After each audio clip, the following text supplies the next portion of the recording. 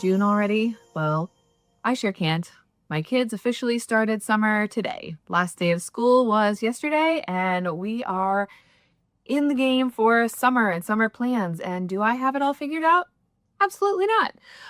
But there are some things that I do try to do, and some things that maybe if you haven't considered them or if you haven't heard of them, you may try to incorporate them into your summer plans, whether it's just for you or people you know or you and your kids. It doesn't matter. These can be things that you can do with anybody. And most of them can be for low or no cost, which is even better. And if you want to do more things that cost more money, that is totally up to you. And if it works for you, that is great. But I just want to talk a little bit about what some of those things can be. And if you have other options that I'm unaware of, which I'm sure there are a lot of things I don't know, I would love to hear them because I'm always up for learning new things and trying to explore things. For example, since about January of this year, a friend and I have been taking our kids to some of the local spots in Ohio to hit the national parks. And we started going to places where you could get junior ranger badges. If you don't know what a junior ranger badge is, it is exactly what it says. It's a little ranger badge. Some of them are wood, some of them are plastic, and it has the location of the national park you go to. But in order to get said badge, all the kids have to complete a little booklet, and each booklet has anywhere from like 10 to 20 activities inside it, and they just require that kids of a certain age, as they get older, have to complete more activities within the booklet. And the booklet, it has activities in it that you complete questions throughout the park. Usually the ones we have gone to are all free, and you can it's a history lesson. So we've been to a couple presidents' houses. We've been to several places related to the Wright brothers, and several locations for anybody associated with them. And that's all around Dayton. So there's multiple places around Dayton, whether it's considered a state or national park, where you can get junior ranger badges. And you complete these questions. Sometimes you find the answers.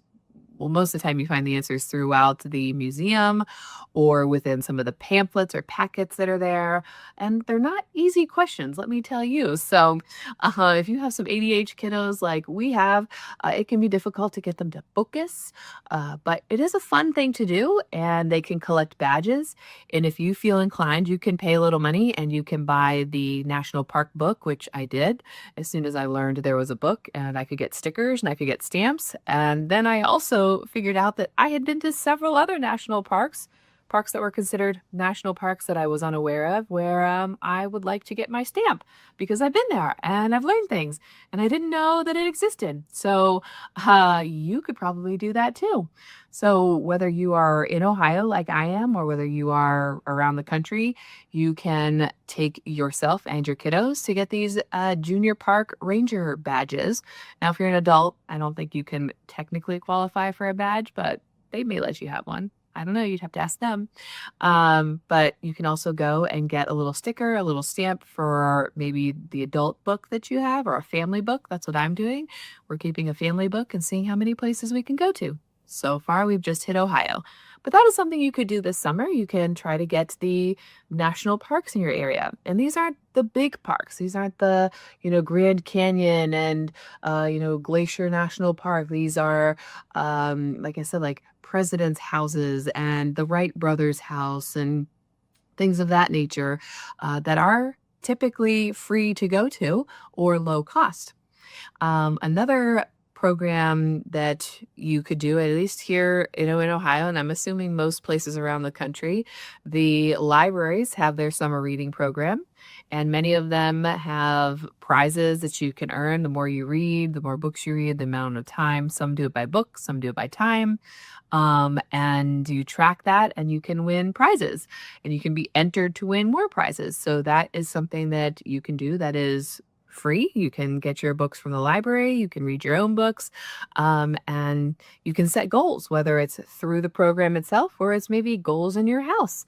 And you can have yourself and your kids try to reach certain goals for reading, and maybe there's prizes that you award for how much they are reading, and that encourages them to continue some of that learning and some of that work in between school time when they are learning. Unless you're homeschooled, oftentimes homeschoolers are learning all year round. So not a bad thing to maybe participate in. If you were unaware, I learned this last year and it seems to be up and running again this year.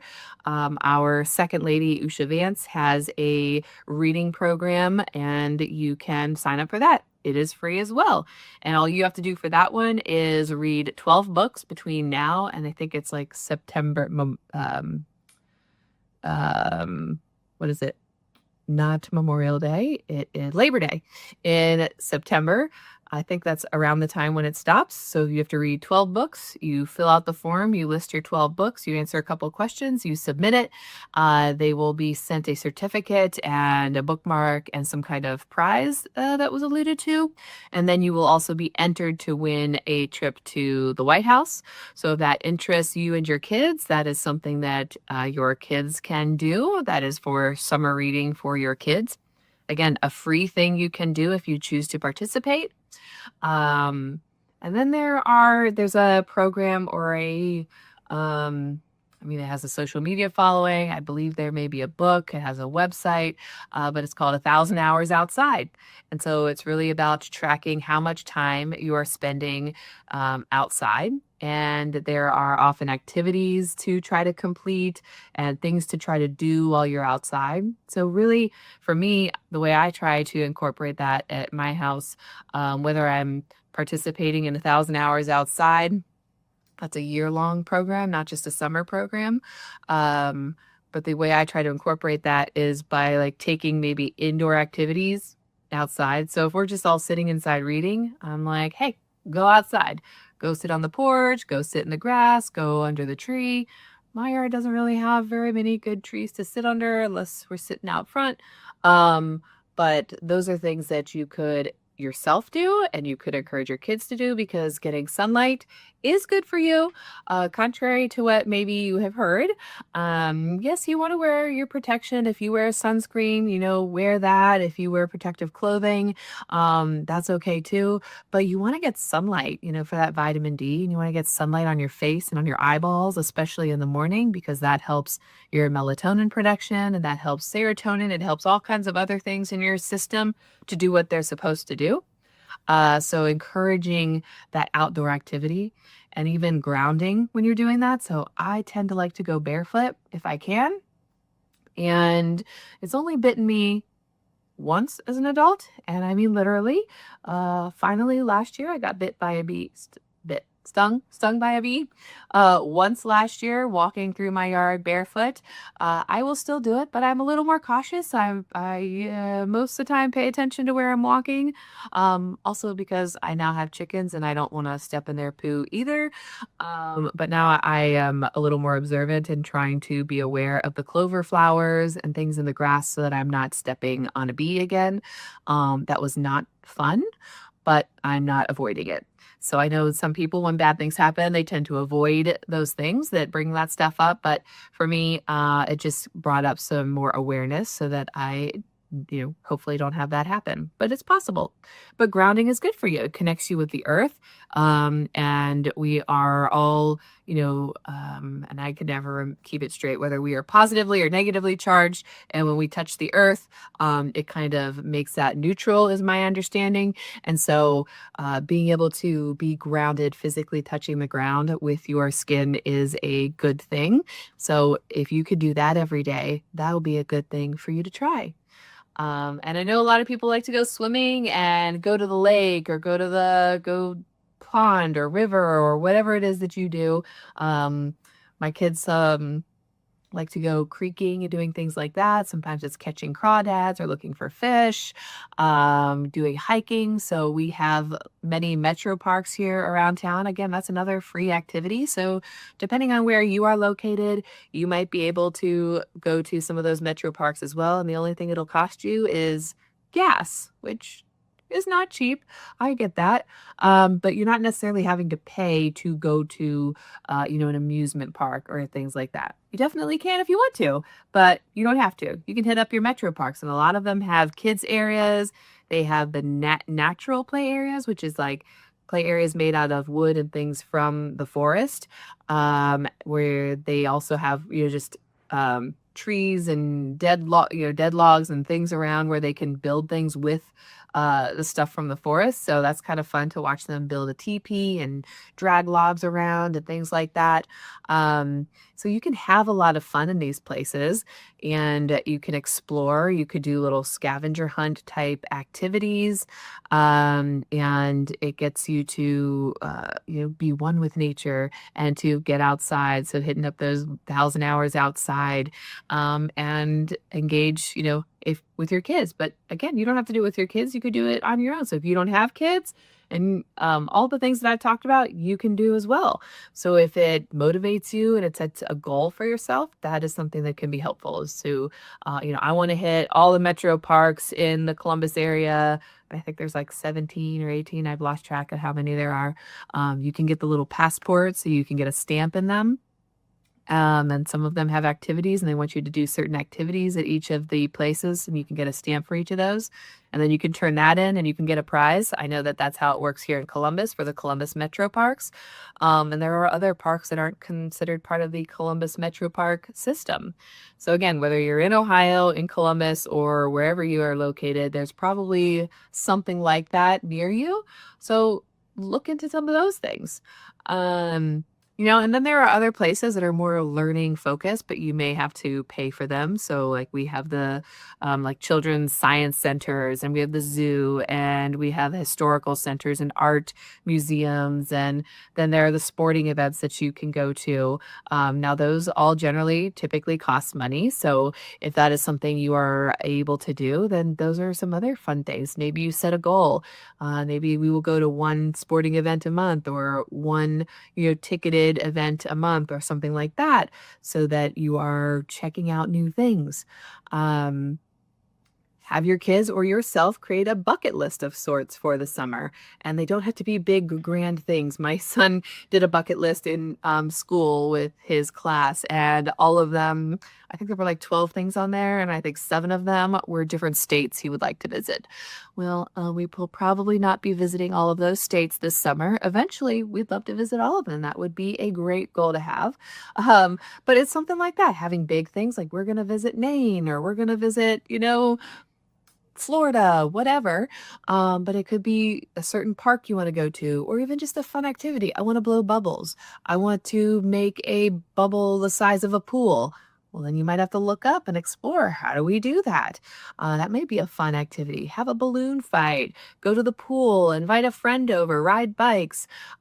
These are all things that you can do if you have the materials, and they're already kind of free, or they may be low cost. So, lots of things you can explore and you can try to do to keep yourself occupied over the summer. For some people, if you're not doing teacher related things, things are continuing like normal. So maybe your schedule isn't any different than it was before, but now you don't have the restrictions of school and school activities. So that's where you can work in some of these things within that. For some of you, your schedules are changing. Mine changes a little bit. It condenses. So I have more time, at home, more time with my kids. So it's always a challenge to try to figure out what we're going to do to keep them occupied and keep me occupied, and try to keep us all sane and not fighting with each other. Easier said than done. So again, I'm not perfect. My family is not perfect. And we all have similar struggles as probably many of you out there. So having some of these ideas is great. And I know some of the things that my clients have talked about, and I can fall victim to these things as well, as having really high expectations for what you're planning to do or what you'd like to do, and maybe lowering that bar to fit what maybe reality is. So if you're never good at getting out the door by 9 o'clock, well, then don't set a goal to be at the zoo by 9 o'clock if you can't even get out the door by 9 o'clock, right? Maybe you set that time a little more realistically for you and your family. And again, I can learn from my own advice. and I've had to do that. Sometimes I'm good at it and sometimes I'm not good at it. But having some realistic expectations for what you are capable of and what you and your family are capable of will also help you to feel like you are more successful in your endeavors and feel more positive overall. So when you're thinking about making plans, maybe you make a plan for the week instead of like the day of. Again, guilty of that. I don't have any plans. And then I wake up and I go, I know what we're doing. And then I'm rushing around trying to figure it out and trying to get out the door and trying to do stuff. Sometimes it works like that. And sometimes I'm pulling my hair out because I decided to do things like that. So planning ahead can be really helpful. And yeah, I think, there's a lot that you can do this summer, and it doesn't have to be going a lot of places and spending a lot of money, although that is great. And sometimes that's really fun. Other times we make fun with the things that we have that are right here. And I want you to think about that. So when it comes to self-care, those things are important too. All of those things I mentioned can be self-care. And those are ways to help build you up, fill your tank, make you feel accomplished and like you're doing something, learning something, building yourself up, getting nature and fresh air and exercise and all those things will help you to feel better. And, that is part of self-care. That's part of, that longevity and filling your cup as you go. So thinking about that this summer, think about doing some of those things. We'll check back here at the end of summer and see what me and my family have accomplished. And I'd love to hear what you guys have planned. So leave some notes in the comments or send me a message. Let me know some fun things that you are planning to do this summer. Maybe some things that aren't standard. Maybe some of those, hey, you should know this. This thing exists and this is really cool. I'd love to hear them. And, I'll do another podcast here in a couple months and I will share some of the things that we did this summer. Some that may be planned and some that were just unexpected and spur of the moment. So thank you for joining me today and have a wonderful rest of your week and have a great summer.